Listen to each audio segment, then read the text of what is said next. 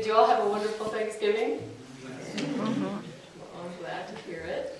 I had a very quiet Thanksgiving, and I received the gift of a memory this Thanksgiving. And I know a memory is not actually the thing itself. It's a representation of an event colored by perception. How do you like that? Anyway, this gift doesn't always come in a pretty package, and it doesn't always come tied up with ribbon. But Steve and I are having a very quiet, pleasant Thanksgiving day, and we had a nice time where we were sitting and just having a nice conversation. And I don't know what we were really talking about, but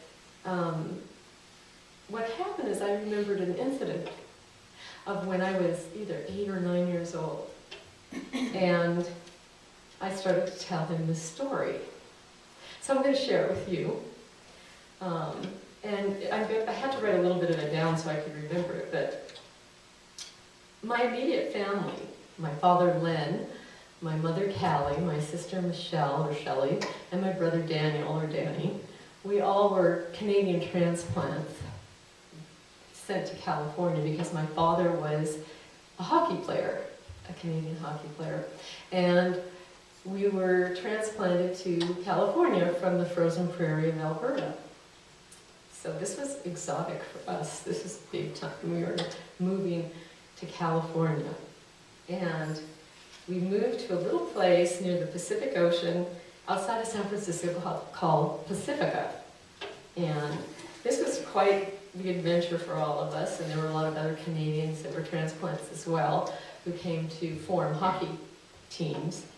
And my dad was actually bought. Now, I know that's the term they used. He was bought by the San Francisco Seals. And Pacifica is a little town or little beachfront little town outside of San Francisco. My paternal grandmother, Mary, was wary. So we called her Wary Mary. She was not sure this was such a good idea, and yet that's where my dad's work is going to be based, so we had to go. She started sending us newspaper clippings of disasters, usually about earthquakes that happened in California, or undertows that were going to occur from the ocean and the waves. And, you know, it was not very comforting, but she did this because she felt this was her job to keep us safe, I'm sure. And she did send us a clipping, though, that made up for all of the California disaster stories by sending us a clipping of what was going on in Edmonton. This is where we're from in Alberta. And the clipping was the coldest winter on Earth. And it was 35 below zero with a wind chill factor of making it 50 below zero. So this was some frozen place. And so my dad hung this on the door of our apartment. And all of the other Canadians that lived in there were quite joyous to see that and feel really good about living in California. So anyway, one day my dad was at a hockey practice, which they had to do quite a bit. My mother went off to have coffee with friends in the little apartment complex that we lived in. And so we kids were across the street in this sandy lot. This was the Alta Vista apartment complex, then there was the road, and then there was a sandy lot, and then there was a sheer drop to the ocean below. And so we were playing on this sandy lot. And there were 6 of us. We're kind of a motley little crew. I was the oldest by maybe a half a year or something. And we were all looking for something to do. Out of nowhere, I had this inspiration and chimed up and said, "Hey, you want to be in my Daredevil club?" And the youngest little boy, Jeff, he might have been 5 or 6, he said, "I do." So the rest of the kids all fell into place and said, okay, we all want to be. So I had to come up with something to initiate them into this Daredevil club. And so I looked over at the cliff where there was a small outcropping and a short 3 or 4 step path around a sandy little hill. It's very small. Probably isn't there anymore. But we had to be in the club, we had to all walk around this 3 little steps around this little thing that was just right on the edge of the cliff. And so I went first, and I felt all these tingles and sensations in my feet, but it wasn't really that much. And then Jeff went, and I held his hand, and he shook through the whole thing, and he did it in 3 steps, and we all did it. So we were all now officially members of the Daredevil Club. And I thought, now what? Now what do we do?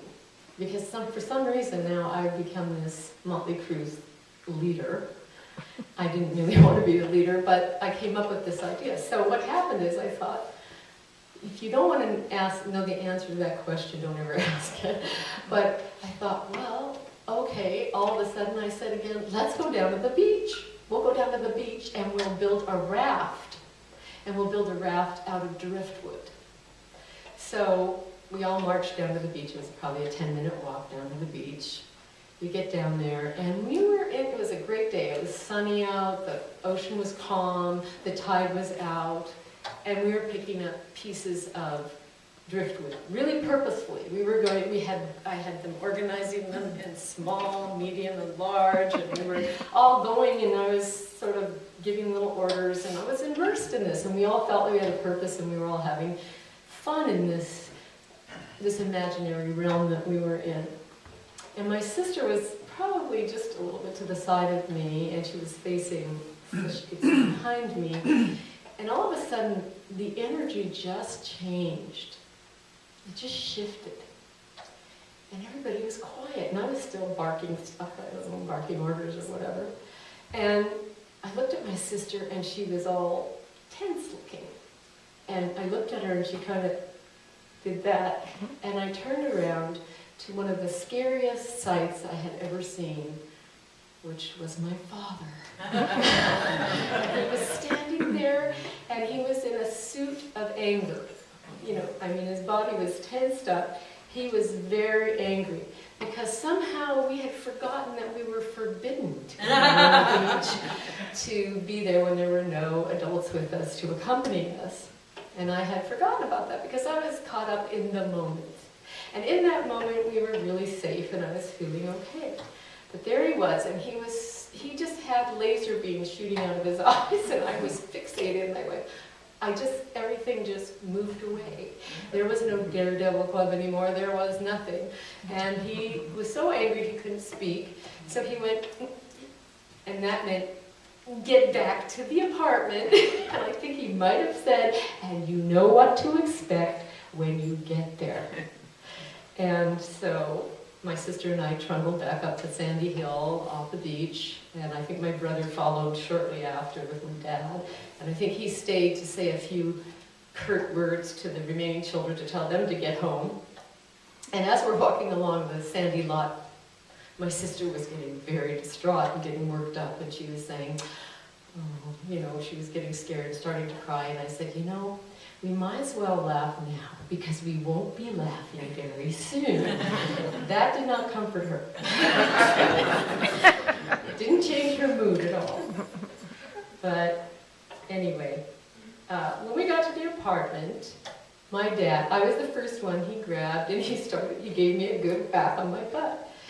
Now, did I mention water was my friend? Because I had a full bladder, and when he slapped me, I let that go. I didn't intend to, and this was divine intervention as far as I was concerned. And I actually wet my dad's hand as he was slapping me.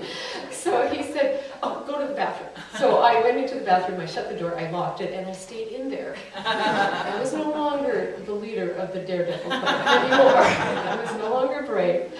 And my sister and brother, I could just hear their pained cries as they were getting their spanking. And I felt really bad, but not bad enough to open the bathroom door. So I stayed in there.